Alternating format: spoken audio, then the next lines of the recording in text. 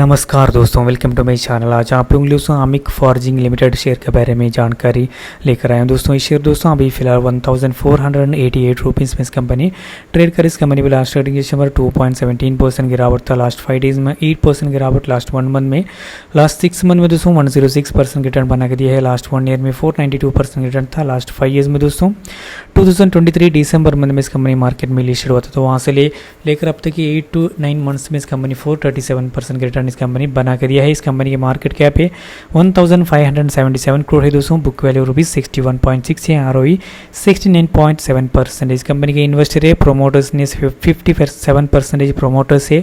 FAS 1.33% है। DAS 1.19। Public लोग दोस्तों 39% है। नंबर ऑफ शेयर होल्डर लोग 1026 है। इस कंपनी के प्रॉफिट दोस्तों प्रॉफिट भी अच्छा खासा इंक्रीज हो रहा है दोस्तों। इस कंपनी के प्रॉफिट के बारे में बात करें तो मार्च 2023 में 13 करोड़ का प्रॉफिट था। 2024 मार्च में 19 करोड़ तक इस कंपनी का प्रॉफिट भी इंक्रीज हो चुका है। ठीक है, इस कंपनी भी एक फंडामेंटली देखी गई तो गुड स्टॉक ही आने वाले टाइम में अच्छा खासा प्रॉफिट भी आ सकते हैं दोस्तों, लॉन्ग टर्म के हिसाब से। ठीक है, आप लोग सोच कर निवेश करो दोस्तों। थैंक यू, धन्यवाद।